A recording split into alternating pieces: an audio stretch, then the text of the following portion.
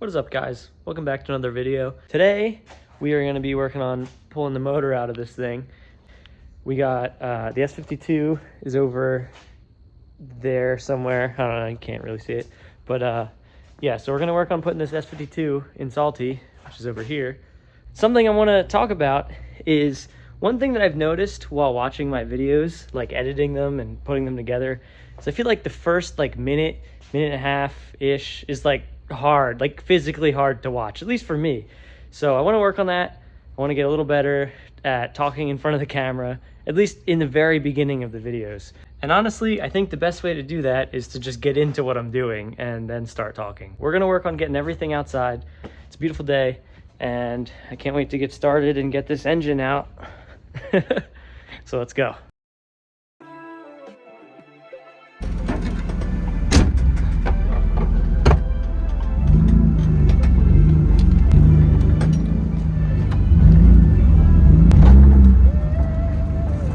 No window.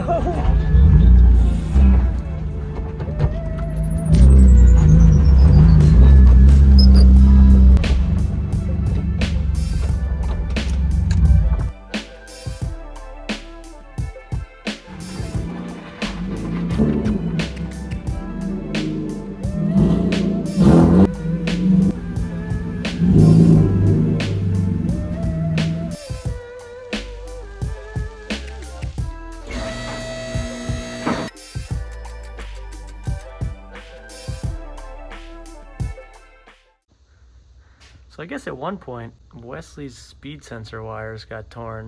I'm just gonna go ahead and fix this real quick. Now that that's done, I'm gonna drop the exhaust probably and do any other little things I have to do while I'm completely under the car. Probably like the drive shaft and the shifter and drain the fluids.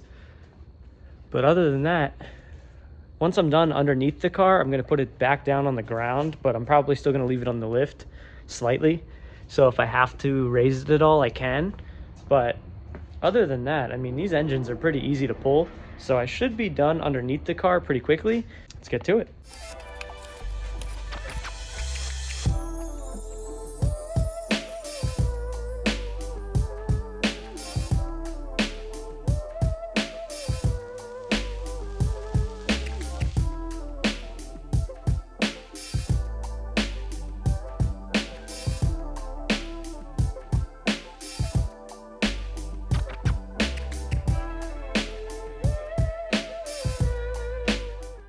So a cool little fact about E36s, and if you are new to E36s, you might not know this, but if you're not new, you probably already know this. In America, at least, the OBD2 cars got tubular manifolds that flow a little better, and the big thing is the studs on them are press-in versus the OBD1 cars, so like 92 to 95, 325s had cast manifolds with thread-in studs, and if you break the stud you have to extract it because it's like a bolt.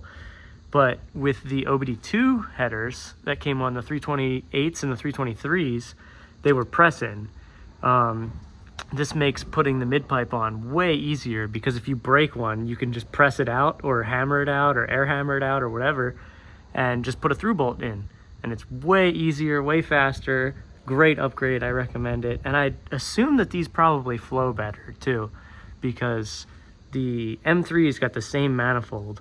The OBD1 E36 M3 also got these cast manifolds, but they upgraded them to the tubulars in 96. So I can only imagine that they probably flow a little better as well. The only thing to watch out for is they do have a secondary air pump port on them that you have to plug up if you're going to run it on a car without a secondary air pump. That goes for 325s that don't have it, or if you have a 323, 328 M3 that it's deleted on, you have to get the plates as well.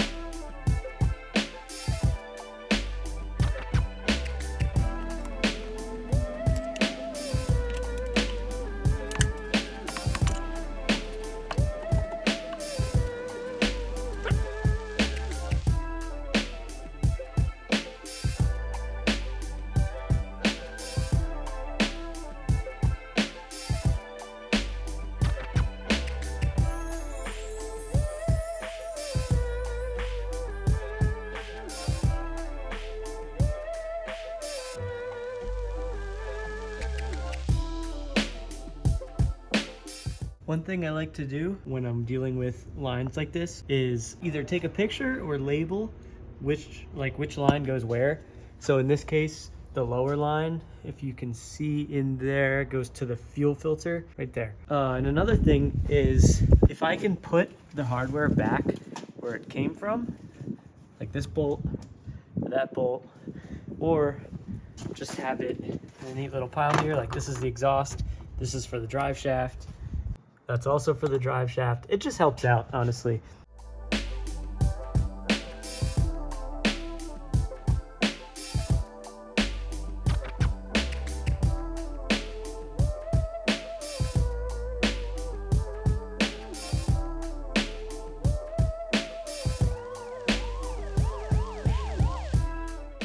All right, I think that just about wraps it up for the bottom. The only thing I left was the actual trans cross member. I don't want to unbolt this just yet because the engine's not ready to come out. When the engine's ready to come out, I will put it back up in the air and undo those. But I think Wes is about to get here, so we're gonna start cranking on the top, I guess.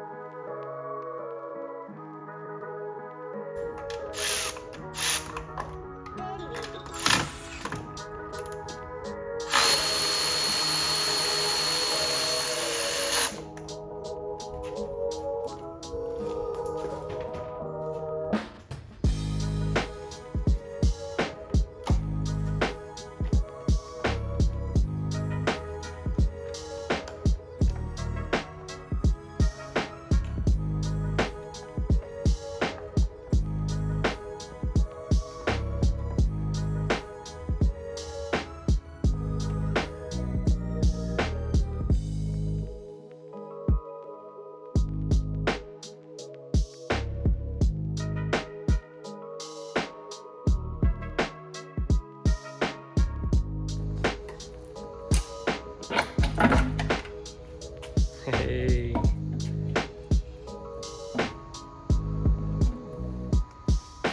Nice.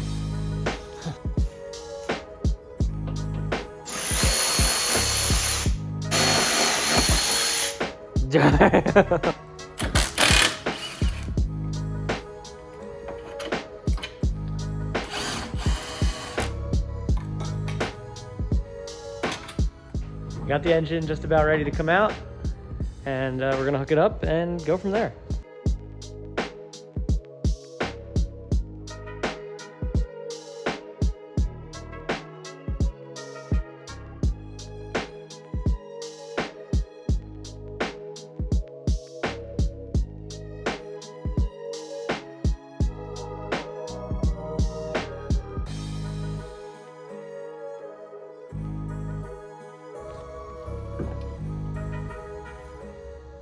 All right, motor's out.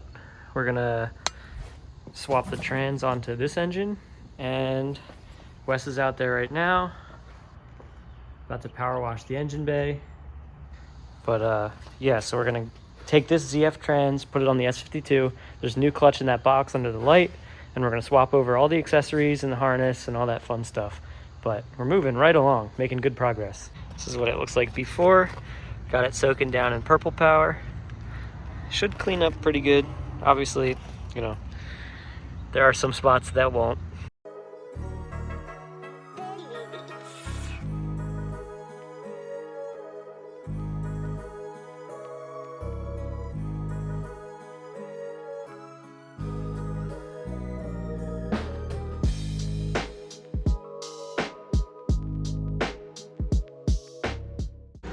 While Wes is out there still washing up Salty, I figured I'd recap real quick. We pulled the M52 out of it to swap in the S52 that we worked on in the last video, right there. And we're gonna swap in like a new clutch, a couple other little things, some gaskets, make a little more power. It's getting the Castle Tune chip. Should be pretty good. A little more power. I should also mention, we're converting that S52 to OBD1. So that's why it is getting a chip tune. It should be good though. OBD1's pretty reliable. It's a little harder to diagnose sometimes when you have issues, but for us, it's like a crank sensor or nothing. The car is usually great. Sometimes you might run into issues like a mass airflow sensor. It never stops the car from running, more or less. Not too bad, not too bad. All right, so the next step is gonna be, I'll probably go around and just touch this up with some white spray paint, try and make it look a little more presentable. So the elephant in the room here is this car has been smashed, like really bad. And it drives good, but there are some things that we gotta fix. So right after this crash happened, we had cut a section of frame rail and just welded it on just to get a front end back on the car. But as you can see, by the way this slopes down, this slope is here on this rail. So there's a section of rail that's added in and it's too long. So we're gonna end up cutting this off and shortening it just a little bit to get the front end like a little more square. Obviously it's never gonna be perfect. The better we can get it, the better it'll look.